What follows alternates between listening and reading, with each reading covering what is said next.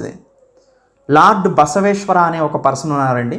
ఇతను ఒక important prominent ఫిలాసఫర్గా చెప్తారు కర్ణాటకలో. సో ఇతని జయంతి రాబోతుంది. అందుకనే కర్ణాటకలో శివాయత్ అంటే లింగాయత్ కేటగిరీ ఉంటారండి, శివుణ్ణి పూజించే వాళ్ళు బసవన్నగా బసవేశ్వరుని పూజిస్తూ ఉంటారనమాట. బసవేశ్వర ఫిలాసఫీ అనేది క్యాస్ట్ సిస్టాన్ని పూర్తిగా నిర్మూలించింది. అందరూ సమానులే, అద్వైత ప్రకరణాన్ని, అద్వైతం ద్వైతం అంటే రెండు లేనిది అంటే మల్టిపుల్స్ కూడా, చాలా లేనిది కానీ రెండు లేనిది కానీ ఒకటే, అదే అద్వైత ప్రిన్సిపల్, అదే బసవ. ఓకేనండి. సో ఆదిశంకరాచార్య తత్వంగా కూడా దీన్ని చెప్పుకోవచ్చు. ఫిలాసఫికల్ ఓరియంటేషన్ చెప్తారు. ఇతను 12వ శతాబ్దానికి సంబంధించినటువంటి ఇంకొక ఇంపార్టెంట్ ఫిలాసఫర్ అండి. అప్పుడు సోషల్ ఎకనామికల్ రిఫార్మ్స్ని కూడా ఇతను తీసుకొని వచ్చారు. సో భక్తి మూమెంట్లో కూడా ఇతన్ని పార్టిసిపేట్ చేసి ఉపయోగించుకోవడం జరిగింది. ఇతను పార్టిసిపేట్ చేయలేదు కానీ ఉపయోగించుకోవడం జరిగింది అనమాట. మొత్తానికి లింగాయత్ కమ్యూనిటీకి సంబంధించినటువంటి ఒక పోయెట్, ఒక ఫిలాసఫరు, సో అద్వైత ప్రిన్సిపల్ని ఫాలో అయ్యేటువంటి శివ భక్తుడుగా ఉన్నటువంటి ఒక వ్యక్తి లార్డ్ బసవేశ్వర. సో రీసెంట్గా ఇతను కర్ణాటకకి సంబంధించిన వ్యక్తి అనమాట. సో రీసెంట్గా union home minister Amit Shah ఒక స్టాట్యూని, లార్డ్ బసవేశ్వర స్టాట్యూని అసెంబ్లీ ప్రాంగణంలో, కర్ణాటక అసెంబ్లీ ప్రాంగణంలో లాంచ్ చేశారు. అందుకని ఇది మనం చదువుకుంటూ ఉన్నాం అనమాట. సో కొన్ని ఇంపార్టెంట్ పాయింట్స్ని ఇక్కడ చూద్దాం. సో ఇతను భగేవాడి కర్ణాటక డిస్టిక్లో 1131లో పుట్టారు. 12th సెంచరీగా చెప్పుకోవచ్చు. లింగాయతిజం ఇతను ఫౌండర్గా చెప్పుకోవచ్చు. ఇప్పుడు లింగాయత్స్ ఉన్నారు కదా, వాళ్ళందరికీ ఇతను ఆరాధ్య దైవంగా ఉంటారనమాట లింగాయత్ కమ్యూనిటీకి. సో ఇతని మెడలో పర్సనల్గా ఒక లింగా ఉంటుంది. అందుకని లార్డ్ శివ డైరెక్ట్గా దాన్ని అంటే దాంట్లో ఇంటర్ప్రిట్ చేస్తూ ఉన్నట్టు అనమాట లార్డ్ శివాని. సో అందుకని ఆ పేరుతోనే వీళ్ళకి లింగాన్ని ధరిస్తారు కాబట్టి లింగాయత్స్ అని డినోట్ చేయడం జరిగిందనమాట. సో ఎనీవే మెయిన్ టీచింగ్స్ కనుక మనం అర్థం చేసుకుంటే భక్తి ఎక్కువగా డివోషన్ ఉండేది, జ్ఞాన మార్గాన్ని అనుసరించాలి, కర్మ అంటే యాక్షన్, నువ్వు మంచి కర్మలు చేస్తే మంచివాడవుతావు, చెడు కర్మలు చేస్తే చెడువాడవుతావు. సో ఇది ఇతని యొక్క తత్వంగా చెప్పుకోవచ్చు. మెయిన్ టీచింగ్స్ కింద చూస్తే ట్రూ నాలెడ్జ్, నిజమైనటువంటి జ్ఞానాన్ని పొందాలి, రైట్ కండక్ట్ ఆచార్య అంటారు, సరైన దారిలో మిమ్మల్ని పెట్టగలిగే వాళ్ళు ఉండాలి, అనుభవ అంటే డివైన్ ఎక్స్పీరియన్స్, దేవుడు యొక్క అనుభవాన్ని పొంది ఉండాలి. సో ఇది అతను చెప్పినటువంటి ఇంపార్టెంట్ పాయింట్స్ అండి. Most important, free of the caste system, వర్ణ వ్యవస్థ అసలు ఇతని యొక్క టీచింగ్స్లో లేనేలేదని చెప్పుకోవచ్చు. అనుభవ మంటప ఇతను ఎస్టాబ్లిష్ చేసిందనమాట. లింగాయత్ మిస్టిక్స్, సెయింట్స్, ఫిలాసఫర్సు ఈ అకాడమీలో కూర్చుంటారు, దాన్ని అనుభవ మంటప అంటారు. అంటే ఇతని యొక్క టీచింగ్స్ని ప్రాపగేట్ చేయడానికి ఇది బాగా ఉపయోగపడుతుంది అనమాట. సో తర్వాత డివైన్ వర్క్ మీద ఎక్కువగా పార్టిసిపేట్ చేయటం. మోస్ట్ ఇంపార్టెంట్ ఏంటండి, equal income for equal work, ఒకే పని చేసే ఇద్దరికి లేదా ముగ్గురికి నలుగురికి ఒకే రకమైనటువంటి మనీని ప్రొవైడ్ చేయాలి. సో ఇది కూడా ఇతని సోషల్ అండ్ ఎకనామికల్ ప్రిన్సిపల్గా చెప్పుకోవచ్చు. సో ఎనీవే అనుభవ మంటప, సో బసవేశ్వర ఈ అనుభవ మంటపాన్ని ఎస్టాబ్లిష్ చేయడం జరిగిందండి. అంటే ఒక మండపం లాంటిది, అక్కడ కూర్చొని సోషియో సామాజిక, ఎకనామికల్, ఆర్థిక, పొలిటికల్, రాజకీయ అనేక రకాలైనటువంటి విషయాలను చర్చించుకోవడానికి ఆ సభా మండపం బాగా ఉపయోగపడుతుంది అనమాట. ఫస్ట్ పార్లమెంట్గా కూడా దీన్ని చెప్తారు మన సనాతన ధర్మంలో. సో ఎనీవే వచన రూపంలో రాయటం జరిగింది. ఆ వచనాలని అర్థం చేసుకొని బసవేశ్వర ప్రిన్సిపల్స్ని, ఫిలాసఫీని సో ముందుకు తీసుకురావడం జరిగిందనమాట. సో ఎనీవే న్యూ అనుభవ మంటపాన్ని కర్ణాటక చీఫ్ మినిస్టర్ ఇనాగ్రేట్ చేయడం జరిగింది. ఆ సందర్భంలో మనం దీని గురించి చదువుకోవడం జరుగుతుంది అనమాట. ఆర్ట్ అండ్ కల్చర్ అండ్ హిస్టరీకి సంబంధించినటువంటి ఇంపార్టెంట్. సో రీసెంట్గా ఒక మహారాష్ట్రలో ఉన్నటువంటి మహారాష్ట్ర గవర్నమెంట్ ఒక ప్రపోజల్ తీసుకొచ్చిందండి. 2 సిటీస్ పేరుని మార్చాలనుకుంటుంది. అవి ముస్లిమ్స్ నేమ్స్, ముస్లిం డైనస్టీలో ఉన్నప్పుడు ఆ ముస్లిమ్స్ నేమ్స్ వచ్చినాయి మహారాష్ట్రలో. వాటిని ఛత్రపతి శివాజీ కొడుకైనటువంటి శాంభాజీ అనే పేరు మీద శాంభాజీ నగర్గాను, ఔరంగాబాద్ని, దాంతోపాటు ఇంకొక సిటీని కూడా పేరు మార్పు చేయడం జరిగింది. ఉస్మానాబాద్ని ధారాశివగాను మార్పు చేయడం జరుగుతుందన్నమాట. దీనికి స్టేట్ గవర్నమెంట్ ముందు లెజిస్లేటివ్ ఫంక్షన్స్లో సింపుల్ మెజారిటీతో శాసనసభలో పాస్ చేసి సెంట్రల్ గవర్నమెంట్కి పంపిస్తే సెంట్రల్ గవర్నమెంట్లో హోమ్ మినిస్ట్రీ రిసీవ్ చేసుకొని దాన్ని లెజిస్లేటివ్ అప్రూవల్ ద్వారా అప్రూవ్ చేయడం జరుగుతుందన్నమాట. ఎనీవే అండి, అయితే ఇప్పుడు మహారాష్ట్రలో ఉన్నటువంటి ఔరంగాబాద్ని శాంభాజీ నగర్ గాను, ఛత్రపతి సంభాజీ నగర్ గాను, ఉస్మానాబాద్ సిటీని ధారాషివ్ గాను మార్చడం జరిగిందనమాట. సో ఇది ఒక ఇంపార్టెంట్ ఇనిషియేటివ్గా మనం చెప్పుకోవచ్చు. అయితే ఔరంగాబాద్ గురించి తర్వాత ఈ పేర్లు ఎందుకు మార్పు చేయాల్సి వచ్చింది అనే దాని గురించి ఒకసారి చూద్దాం. సో ఆల్రెడీ నేను చెప్పాను ప్రొసీజర్ ఏంటి సిటీస్ యొక్క నేమ్స్ని మార్చడానికంటే, ముందు స్టేట్ గవర్నమెంట్ స్టేట్ లెజిస్లేచర్లో బిల్ని ప్రవేశపెట్టి దాన్ని పాస్ చేస్తే సింపుల్ మెజారిటీతో అప్పుడు అది సెంట్రల్ గవర్నమెంట్కి వెళ్తుంది. సెంట్రల్ గవర్నమెంట్ హోమ్ మినిస్ట్రీ దగ్గర నుంచి గైడ్లైన్స్ ద్వారా ఇది మార్చబడుతుంది అనమాట. అయితే సిటీ నేమ్స్ ఎందుకు మార్చాల్సి వస్తుంది? ఇది ఎప్పటి నుంచో కూడా శివసేన చేస్తున్నటువంటి డిమాండ్ అండి. సో అయితే ఔరంగాబాద్ని 1610వ సంవత్సరంలో మాలిక్ అంబర్, నిజాం షాహీ డైనస్టీకి సంబంధించినటువంటి మాలిక్ అంబర్ నిర్మించారు ఈ ఔరంగాబాద్ని. దాని తర్వాత మొఘల్ ఎంపైర్ అయినటువంటి ఔరంగజేబ్ దీన్ని ఔరంగాబాద్గా మార్చారు. దాని తర్వాత మాలిక్ అంబర్ స్థాపించినటువంటి ఈ సిటీని ఔరంగాబాద్గా మార్చడం జరిగిందనమాట. అయితే ఔరంగాబాద్ అంటే దాదాపుగా ఈ ఔరంగాబాద్ అనేది ఔరంగజేబ్ చనిపోయేంత వరకు తన గుప్పెట్లోనే ఉంది. అయితే ఔరంగజేబ్ చేసినటువంటి పెద్ద మిస్టేక్ ఏంటంటే, శివాజీ కొడుకైనటువంటి ఛత్రపతి సాంభాజీ మహారాజ్ ఇతన్ని చనిపోయే వరకు కారాగారంలో బంధించి చంపటం జరిగిందనమాట. అందుకని ఔరంగాబాద్ని ఔరంగజేబ్ పేరు మీదుగా తెచ్చారు కాబట్టి అతను చంపినటువంటి శివాజీ కొడుకైనటువంటి సాంభాజీ మహారాజ్ని ఛత్రపతి సాంభాజీ నగర్గా మార్చడం జరుగుతుంది ఔరంగాబాద్ని. అది హిస్టరీ అనమాట. సో అందుకోసమని మార్చడం జరిగింది. దాని తర్వాత 1995లో కూడా ఔరంగాబాద్ మున్సిపల్ కార్పొరేషన్ ఏఎంసీని మున్సిపల్ కార్పొరేషన్ కాబట్టి అది కూడా పాస్ చేసింది సాంభాజీ నగర్గా మార్చాలని. ఎనివే మొత్తానికి ఔరంగాబాద్ సిటీని ఇప్పుడు ఛత్రపతి సాంభాజీ నగర్గా మార్చడం జరిగిందనమాట. ఇది ఒక ఇంపార్టెంట్ ఇనిషియేటివ్. గవర్నెన్స్కి సంబంధించినటువంటి ఇంపార్టెంట్ కరెంట్ అఫైర్స్ అండి ఇది. Next current affairs, G20 cultural working group meeting జరిగిందండి. సో ఇది ఖజురహోలో జరిగింది. కల్చర్ని ప్రొటెక్ట్ చేయడం కోసం ఈ మీటింగ్ జరిగిందనమాట. G20 cultural working group meeting ఖజురహోలో జరిగింది ఇండియాలో. ఈ యొక్క ఫోకస్ ఏంటంటే కల్చరల్ ప్రాపర్టీ, అంటే సింపుల్గా చెప్పాలంటే సాంస్కృతిక పరమైనటువంటి కట్టడాలు, సాంస్కృతిక పరమైనటువంటి విగ్రహాలు ఇలాంటివి ఏవైతే ఉన్నాయో వాటిని ప్రొటెక్ట్ చేయడం. ఇప్పుడు చూడండి, కొన్ని టెంపుల్స్లో నుంచి విగ్రహాలను దొంగలించి వేరే దేశాలకు అమ్ముతూ ఉంటారు. ఇలాంటివి జరగకోకుండా ప్రొటెక్ట్ చేయడం కోసం ఈ మీటింగ్ జరిగింది. అది ఖజురహోలో జరిగిందనమాట. Illicit trafficking of cultural property, to reduce illicit trafficking of cultural property, that is the main aim of first ever G20 cultural working group meeting అనమాట. ఇట్ వాజ్ హెల్డ్ ఇన్ ఖజురహోలో ఇది జరిగిందండి. ఖజురహో ఎక్కడుందండి? మధ్యప్రదేశ్లో ఉంటుంది. ఇది cultural heritage, so UNESCO world heritage సైట్గా కూడా దీన్ని చెప్తారు. ఎందుకంటే ఆర్ట్ అండ్ కల్చర్కి సంబంధించినటువంటి ఇంపార్టెంట్ కరెంట్ అఫైర్స్ అండి ఇది. Next current affairs, Khajuraho temples గురించి ఒకసారి చూద్దామండి. ఇది చందేలా డైనస్టీ నిర్మించిందండి 950 నుంచి 1050 మధ్య కాలంలో. సో మెడివల్ మూమెంట్స్గా చెప్పొచ్చు. ఇది మెడివల్ హిస్టరీలో చాలా ఇంపార్టెంట్. ఖజురహో టెంపుల్స్ అనగానే మధ్యప్రదేశ్ గుర్తు రావాలి. ముఖ్యంగా దీంట్లో హిందూ టెంపుల్స్ ఉంటాయి, జైన్ టెంపుల్స్ ఉంటాయి. సో సిరీస్ ఆఫ్ టెంపుల్స్ ఉంటాయండి, బ్యూటిఫుల్గా ఉంటాయి ఖజురహో అనేది. So Vindhya mountain ranges, Vindhya పర్వతాలకు దగ్గరగా ఉంటాయి. యునెస్కో వరల్డ్ హెరిటేజ్ సైట్స్గా దీన్ని 1986లో గుర్తించడం జరిగింది. నగరా స్టైల్ ఆర్కిటెక్చర్, మనకి 2 రకాల ఆర్కిటెక్చర్స్ ఉంటాయండి, Dravidian style architecture, Nagara style architecture. Dravidian style architecture అంటే సౌత్ ఇండియాలో మనకి టెంపుల్స్ గోపురాల్లాగా కనపడతాయి, స్టెప్పుల్లాగా. వాటిని వాటిని మనం ఏం చేస్తారంటే, వాటిని మనం గోపురా స్టైల్ అంటారు. కానీ నగరా స్టైల్ అంటే పూరి జగన్నాథ టెంపుల్ లాగా ఉంటాయి, పైన వచ్చేసరికి ఫ్లాట్ అయి ఉంటుంది అనమాట. సో పూరి జగన్నాథ టెంపుల్ ఉంటాయి చూసారా, అట్లుంటే అది నగరా స్టైల్ టెంపుల్. అట్లా కాకోకుండా మన టెంపుల్ ముందు పెద్ద పెద్ద ధ్వజస్తంభాలలాగా పెద్ద పెద్ద ఎంట్రన్స్ ద్వారాల ఎంట్రన్స్ ఉంటాయి చూసారా, అవి Dravidian style.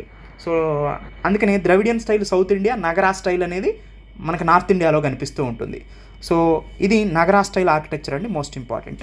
So art and ఆర్కిటెక్చర్కి సంబంధించినటువంటి అండ్ కల్చర్కి సంబంధించినటువంటి ఇంపార్టెంట్ కరెంట్ అఫైర్స్ అండి ఇది. విశ్వ భారతి యూనివర్సిటీ, ఇది మనకు రీసెంట్గా న్యూస్లో ఉంటుంది. అసలు దీని గురించి ఏంటో మనం చూస్తే, ఈ విశ్వ భారతి యూనివర్సిటీ అనేది వెస్ట్ బెంగాల్లో ఉందండి. దీన్ని రీసెంట్గా యునెస్కో హెరిటేజ్ యూనివర్సిటీగా, యునెస్కో అంటే మనందరికీ తెలుసు United Nation Education and Scientific cultural Organization, heritage యూనివర్సిటీగా గుర్తించడంతో మొట్టమొదటి లివింగ్ హెరిటేజ్ యూనివర్సిటీ గుర్తింపు దీనికి వచ్చింది. అయితే ఈ విశ్వ భారతి యూనివర్సిటీని రవీంద్రనాథ్ ఠాగూర్ 1921లో దీన్ని ఎస్టాబ్లిష్ చేశారు. దీని యొక్క ముఖ్య ఉద్దేశం ఏంటంటే కల్చర్, సంస్కృతి, దాంతోపాటు లాంగ్వేజెస్, భాషలు, arts, humanitarian subjects, music, cultural studies వీటన్నిటిని ప్రమోట్ చేయటమే ఈ యూనివర్సిటీ యొక్క ముఖ్య ఉద్దేశం అన్నమాట. రవీంద్రనాథ్ ఠాగూర్ యొక్క ఫిలాసఫీని జోడించి ఈ యూనివర్సిటీని ఎస్టాబ్లిష్ చేయడం జరిగింది. యునెస్కో మొట్టమొదటిసారిగా లివింగ్ హెరిటేజ్ యూనివర్సిటీగా దీన్ని గుర్తింపు ఇవ్వటంతో ఇది రీసెంట్గా న్యూస్లో ఉంది. అయితే ఒకసారి మనం గమనించినట్టయితే యునెస్కో అనేది united nation scientific education scientific cultural organisation, దీన్ని మనం యునెస్కో అంటారు. ఇది ఐక్యరాజ్య సమితి యొక్క స్పెషలైజ్డ్ ఏజెన్సీగా చెప్తారు. దీని యొక్క ముఖ్య ఉద్దేశం ఏంటంటే ప్రపంచ శాంతిని నెలకొల్పటం. దేని ద్వారా? ఎడ్యుకేషన్లో కోఆపరేషన్ అనేక దేశాల మధ్యలో, ఆర్ట్స్, సైన్స్, కల్చర్ వీటన్నిటి మధ్యలో అనేక దేశాల మధ్యలో ఉన్నటువంటి సారూప్యతని గుర్తించి అందరిలో ఉన్నటువంటి ఈక్వాలిటీని గమనించి అందరూ పీస్ఫుల్గా ఉండేలాగా చేయటమే ఈ యునెస్కో యొక్క ముఖ్య ఉద్దేశం. 1945 16th నవంబర్న దీన్ని ఎస్టాబ్లిష్ చేశారు. దీని హెడ్ క్వార్టర్ ప్యారిస్, ఫ్రాన్స్లో ఉంది. ఇండియా కూడా వన్ ఆఫ్ ది ఫౌండర్గా దీన్ని చెప్పుకోవచ్చు. సో ఇంటర్నేషనల్ కమిటీ ఆఫ్ స్లేవిస్ట్ ఇది దీని యొక్క సబ్సిడరీ ఆర్గనైజేషన్. యునెస్కో యొక్క పేరెంట్ ఆర్గనైజేషన్ ఐక్యరాజ్య సమితి. విశ్వభారతి గురించి కూడా మనం ఆల్రెడీ చూసాం. ఇది public central university. International importance దీనికి ఉంది. శాంతినికేతన్ వెస్ట్ బెంగాల్లో దీన్ని రవీంద్రనాథ్ ఠాగూర్ 1921లో దీన్ని ఎస్టాబ్లిష్ చేయడం జరిగింది. సో దీని యొక్క ముఖ్య ఉద్దేశం కల్చర్, ఆర్ట్స్, లాంగ్వేజ్, తర్వాత సోషల్ ఇలాంటి సబ్జెక్ట్స్ని ప్రమోట్ చేయటం, రవీంద్రనాథ్ ఠాగూర్ని ఫిలాసఫీని జోడించడమే దీని యొక్క ముఖ్య ఉద్దేశం అన్నమాట. సో ఎనీవే అండి, సో కల్చర్కి సంబంధించినటువంటి ఇంపార్టెన్స్. ధోలవీరా అనేది మనందరికీ తెలుసండి. ధోలవీరా ఇది ఎక్కడుంది ఈ ప్లేస్ అంటే గుజరాత్లో ఈ ప్లేస్ ఉందండి. ఇది యునెస్కో వరల్డ్ హెరిటేజ్ సైట్గా అంటే ప్రపంచ వారసత్వ సంపదగా 2021లో గుర్తించబడింది. Most important UNESCO world heritage site కూడా ఇది. ఎందుకు రీసెంట్గా న్యూస్లో ఉంది గుజరాత్లోని ధోలవీరా అంటే రాన్ ఆఫ్ కచ్ అంటే ఒక ఐలాండ్ దగ్గరలో G20 tourism working group meeting జరిగింది. అందుకనే ఇది రీసెంట్గా న్యూస్లో ఉంది.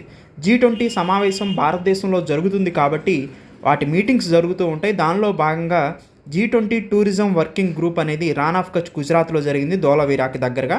అందుకని ధోలవీరా అనేది న్యూస్లో ఉంది. ఈ G20 టూరిజం హబ్ మీటింగ్ని జరిపింది united nation world tourism organisation, international labour organisation. దాంతోపాటు ఇండియా మేజర్గా కంట్రిబ్యూట్ చేసి G20 టూరిజం వర్కింగ్ గ్రూప్ని ఇనిషియేట్ చేయడం జరిగిందనమాట. అయితే ధోలవీరా అనేది దాదాపుగా 3500 BC అంటే ప్రజెంట్ మనం 2023 ADలో ఉన్నాం, ముందుకున్నాం ఫార్వర్డ్. వెనక్కి వెళ్తే 0 నుంచి 3500 BC నుంచి 1800 BC మధ్యలో ఈ ధోలవీరా ఫ్లరిష్ అయినట్టు చెప్తారు. ఇది కూడా చూడండి, ఇప్పటికి కూడా సైట్ మనకు కనిపిస్తూ ఉంటుంది. అప్పుడే బ్రిక్స్ ఉపయోగించారు వీళ్ళు. అప్పుడే ఇది ధోలవీరా అనేది urban civilisation most important. Indus valley civilisation మొత్తం కూడా అర్బన్ సివిలైజేషన్గా చెప్తారనమాట. సో అంటే ఇండస్ వ్యాలీ సివిలైజేషన్లో 2 ఇంపార్టెంట్ ప్లేసెస్ ఉన్నాయండి గుజరాత్లో. ఒకటి ధోలవీరా, ఇంకొకటి లోతాల్. మోస్ట్ ఇంపార్టెంట్ ఈ 2 ప్లేసెస్ అనేది ఇండస్ వ్యాలీ సివిలైజేషన్ సింధు నాగరికతకు సంబంధించినటువంటి గుజరాత్లో ఉన్నటువంటి హరప్పన్ సైట్స్గా చెప్తారు. సో ఎనీవే కొన్ని ఇంపార్టెంట్ పాయింట్స్ మనం ధోలవీరా గురించి చూద్దాం. మనందరికీ తెలుసు ఇది గుజరాత్, ఇదిగోండి ధోలవీరా ఇక్కడ ఉంటుంది. సో ఇది రాన్ ఆఫ్ కచ్ ఏరియా కాబట్టి ఒకసారి మనం గమనించినట్లయితే ఇండస్ వ్యాలీ సివిలైజేషన్ని ఇది ఇండస్ రివరు మనందరికీ తెలుసు. ఇండస్ రివరు ఇది మొహంజోదారో ప్రజెంట్ పాకిస్తాన్లో ఉంది. ముఖ్యమైన సైటు హరప్పా లేటర్ కనుక్కున్నారు కాబట్టి దీన్ని హరప్పన్ సివిలైజేషన్ అన్నారు. So Harappa civilisation. తర్వాత ఇండియాలో మనం చూస్తే రాజస్థాన్లో కాలిబంగన్ ముఖ్యమైన ప్రదేశం, గుజరాత్లో లోతాల్, గుజరాత్లో ధోలవీరా, తర్వాత హర్యానాలో రాఖీ గర్హి. ఇవన్నీ కూడా మోస్ట్ ఇంపార్టెంట్ ప్లేసెస్ అనమాట ఇండస్ వ్యాలీ సివిలైజేషన్కి సంబంధించి. సో గుజరాత్లో important Dholavira and Lothal. So Dholavira and Lothal అనేది మనకి సో ఇక్కడ లోతాల్ ఉంటుంది. సో ధోలవీరా, లోతాల్. అయితే ధోలవీరా గురించి మనం చూసినట్టయితే ఇది ఒక అర్బన్ సెటిల్మెంట్ అండి, అర్బన్ సెటిల్మెంట్, పట్టణ ప్రాంతం. దాంతోపాటు దీన్ని 1968లో ఒక ఇంపార్టెంట్ ఆర్కియాలజిస్ట్ జగత్పతి జోషి దీన్ని ఫైండ్ అవుట్ చేయడం జరిగిందనమాట. సో మొహంజోదారో తర్వాత గన్వేరీవాలా హరప్పా పాకిస్తాన్, తర్వాత రాఖీ గర్హి హర్యానా. దీని తర్వాత 5th లార్జెస్ట్ సైట్ ఏంటంటే ధోలవీరా గుజరాత్. సో దాదాపుగా మనందరికీ తెలిసిన విషయమే ఇండస్ వ్యాలీ సివిలైజేషన్ అనేది అర్బన్ సివిలైజేషన్ అని. వాల్డ్ సిటీ ఇది, అంటే చుట్టుపక్కల మొత్తం కూడా బ్రిక్ వాల్తో నిర్మించబడి ఉంటుంది, సిమెట్రీ కలిగి ఉంటుంది. So fortified middle town, lower town కలిగి ఉంటుంది, ఫోర్టిఫైడ్ క్యాస్టిల్స్ ఉంటాయి. So fortified Bailey and ceremonial ground కూడా ఉంటుందన్నమాట. సో అన్ని రిజర్వాయర్స్, సో ఈ సిటాడిల్కి దగ్గరలో సిరీస్ ఆఫ్ రిజర్వాయర్స్ని కూడా ఫైండ్ అవుట్ చేశారు ధోలవీరాలో. సో ఇవన్నీ కూడా హిస్టరీకి సంబంధించినటువంటి మోస్ట్ ఇంపార్టెంట్ పాయింట్స్ అండి ఇవన్నీ కూడా. సో మనందరికీ తెలిసిందే, కొన్ని లొకేషన్ చూస్తే ట్రాపిక్ ఆఫ్ క్యాన్సర్ ధోలవీరా మీద దగ్గర నుంచి పోతూ ఉంటుంది. మనం చూడండి, ఇది ధోలవీరా, ఇది లోతాల్. కాలిబంగన్ రాజస్థాన్ ఇది, తర్వాత రాపూర్, బాన్వాలి, రాఖీగర్హి హర్యానా, ఇది బీరన్న, తర్వాత Harappa most important site, Mohenjodaro, Kot Diji, ఇవన్నీ కూడా Indus valley civilisation sites. So ఇంతకుముందు పాకిస్తాన్ కూడా ఇండియాలోది కాబట్టి సో ఇండస్ వ్యాలీ సివిలైజేషన్ అనేది ఫ్లరిష్ అయిందని చెప్పుకోవచ్చు. So north west part of ఇండియాలో. So Kutch desert wild life sanctuary, great Rann of Kutch దీనికి దగ్గరగా ఉంటుందన్నమాట.